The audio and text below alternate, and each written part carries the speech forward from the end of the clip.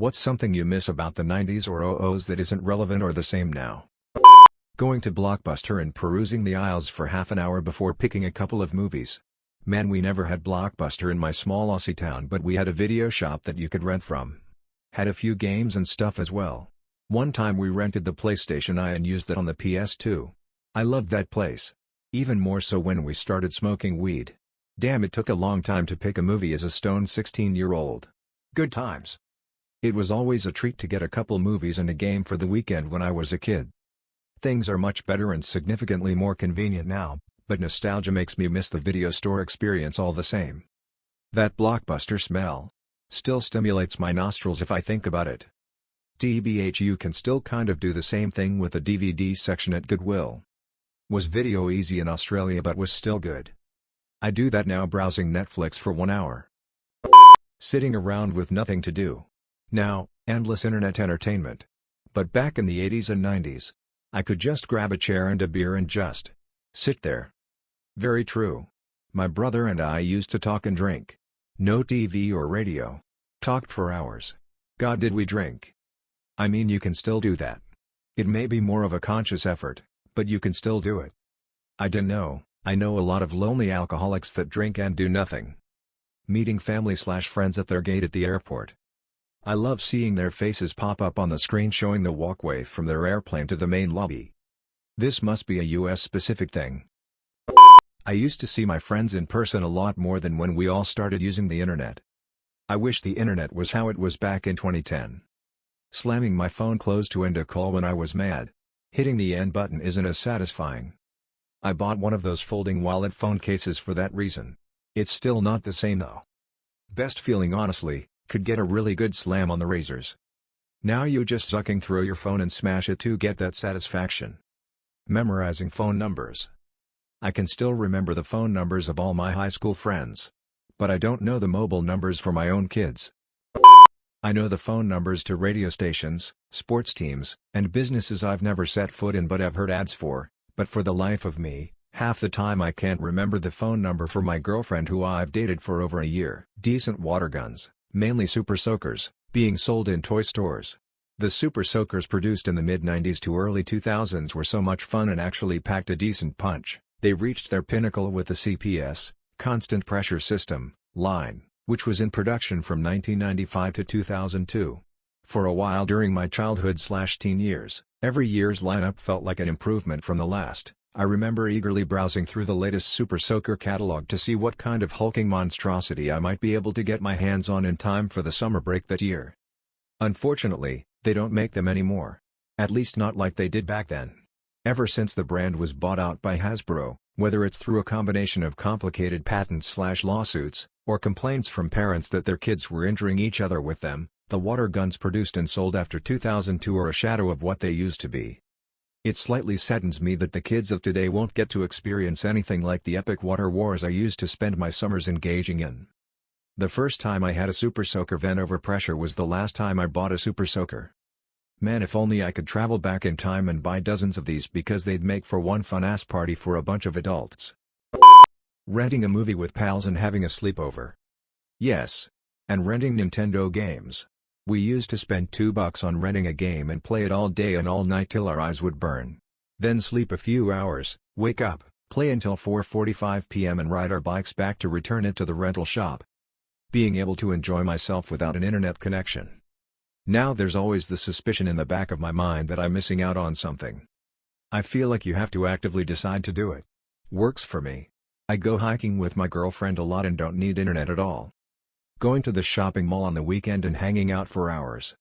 Hit the food court, the arcade, music stores, EB or KB Toys. Scope out the new Air Jordans at Foot Locker. Just hang out with your friends. Maybe the girl or guy you had a crush on would be there. It was fun. Not having a phone in my hand nearly every waking hour. 100% feel like without a phone or the internet we are just not connected. Like I don't exist. I feel like my phone is part of me. It's such a big part of our lives now, it's sad. Some days I realize that having a phone might have ruined me. Back in the 2000s when I was a kid we didn't have phones, and the adults all had flip phones or Nokia bricks. But by the time the iPhone came out it seemed like everyone was getting one. I really can't live without my phone now. I stopped it and now my phone is somewhere in drawer when I'm going to sleep and I don't use it before breakfast. I sleep much better because of this. I prefer having a phone in my hand over a huge stereo or a newspaper. 9/11 was a linchpin moment in American history. We lost ourselves in the years after, though I wish I could have known a modern-day America without it. We were happier in the 90s, even if we didn't realize it at the time. I think that might have been true for the US, but a lot of Europe didn't really know where to go in the 90s, was struggling with transitioning from communism to Western-style capitalism, or was engaged in civil wars and murder. It was the decade when the euphemism ethnic cleansing was coined. Yep. The Cold War was over, and the looming threat of the Soviet Union was finally gone. To a teen, it felt like the last big obstacle in the way of peace had finally been cleared. Technology was changing our lives for the better at a rapid pace. Computer tech was evolving before our eyes. It was a good time to be alive. It's due to woke culture and the pressure of the social panopticon. Minidisc player. I love that thing. Minidisc was awesome for a brief moment in history. At a time when an MP3 player could only hold 9 or 10 songs, you could write a few dozen to minidisc. Since the storage medium was removable, you could load up a vast amount of songs on just a few cassettes. Because the audio was compressed, the player could load the entire song into memory very quickly, making it relatively skip-proof.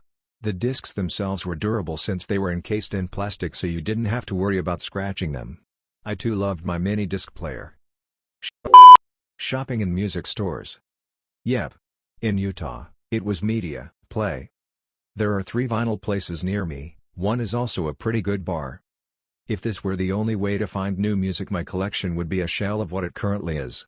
Best thing about streaming is I can try out an infinite amount of new songs at a time that suits me, and I'm a shift worker, so the time is often when music stores would be closed anyway. I have to listen to 100 songs I hate for every one new one I find I love. I couldn't imagine how long it would take, and how much money I'd have to have spent on crap albums out of hope of finding a new song from a new artist I actually liked. It must be a wonderful time for indie artists too. Would have been a lot harder to sell albums back in the day when your music wasn't being played on the top 40. Newgrounds. Playing CDs on my laptop. For some reason they stopped making them now. I don't mind this one that much. It was always annoying when you picked up the laptop and accidentally popped open the drive. I did have to buy an external drive for my current laptop. I still rip enough CDs to need one. Never actually use CDs as a medium anymore, though. That one bothers me. I'm big on DVDs since I'm not a huge fan of streaming, but I can't just grab my laptop and a couple of DVDs for a weekend trip. CDs. Till this day I'm still making mixtapes with my PC's CD burner and play them in my car. It's like driving a stick, it feels better. You can buy a CD-ROM/DVD burner that plugs into your USB for almost nothing. I recommend it. I know video games are still relevant, but it's not the same as it once was before. There was no online play, which meant you actually had to invite friends over to the house to play. Want to race each other in Need for Speed Underground 2? Let's do it after school. The same thing happened with Mario Kart, sports games, etc. Do I dare mention cheat codes? For me, I thought cheat codes were the most coolest thing ever. Ah, the memories. No cell phone, you just showed up. And kept a laminated city map in your glove box. How is that better? VCRs. The way celebrities looked was definitely larger than life, but still, most of them had their real teeth, not veneers, real butts, etc. It just felt like there was more of a variety of beauty in who was famous. So many famous people kinda all look the same to me now. Fake teeth, filled lips, cheek fillers. Even people who were famous back in the 90s/2000s have had their faces redone and hardly look like themselves. They've become so generic due to the new standards. I remember when Britney Spears was considered slutty, like she's normal compared to now. A local donut shop. The owners retired and now we can't get donuts even remotely as good. Those donuts were the best. Nightclubs. People just hook up online. Much more fun going out. MySpace and Tom. MySpace was amazing. I liked how you could customize the layout of your page and add music to it. Facebook doesn't allow that. Cell phone reception is still ass. If you ever listen to someone between 2 landlines, it is very, very different. The audio quality is just so much better. So yeah, I miss being able to actually hear people over the phone. MSN. The coolest after-school hangout. When toys were more widely used. I swear every kid over 6 years old either has a Nintendo Switch or an iPad. What happened to Beyblades, Hot Wheels? Also toy stores in USA, RIP Toys R Us.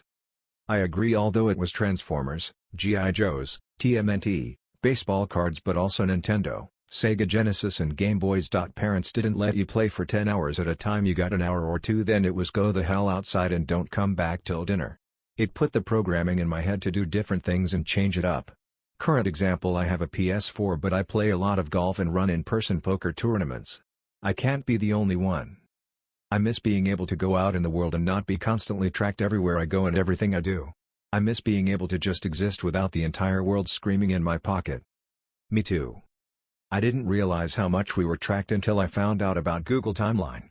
It is so scarily accurate. It knows the difference between when I go for a run versus when I am driving. And it keeps that history forever. Sure, it has helped me in the past to remember places, but man, is it crazy how much is stored. TV commercials back in the 2000s seemed a lot less modern and hip than they do nowadays. I was part of the 1%ers that loved watching commercials. There were some really cool ones. Nowadays I despise the commercials and ads of today. Annoying, in your face, trying way too hard. But in these challenging times, they want you to know they care. Stay safe. I miss games having actual manuals. Used to love reading those in anticipation of what the game was going to be like. Young Britney Spears. She's one of the last pop stars who contained everyone's attention in that type of way.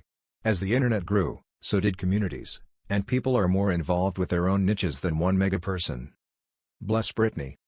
She was serious about the one more time thing, I guess. A life without a phone with access to the internet, unless you had your parents pay for the shot ton of money it cost when you accidentally hit the internet button, or a life without my own computer. I used to read a lot when I was a kid and I loved it. I used to play guitar and write songs too. I'm reading books but I just can't find myself the motivation to do so, and I think it has a lot to do with internet access. Being in arcades playing racing games.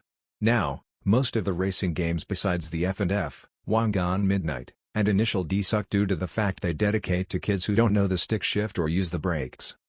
Watching cartoons after school like Doug or Rocket Power or CatDog. Going out as a teenager and your parents having no way of contacting you, unless you chose to be contacted. DJing with actual records, and going record shopping in real stores weekly for the freshest tracks.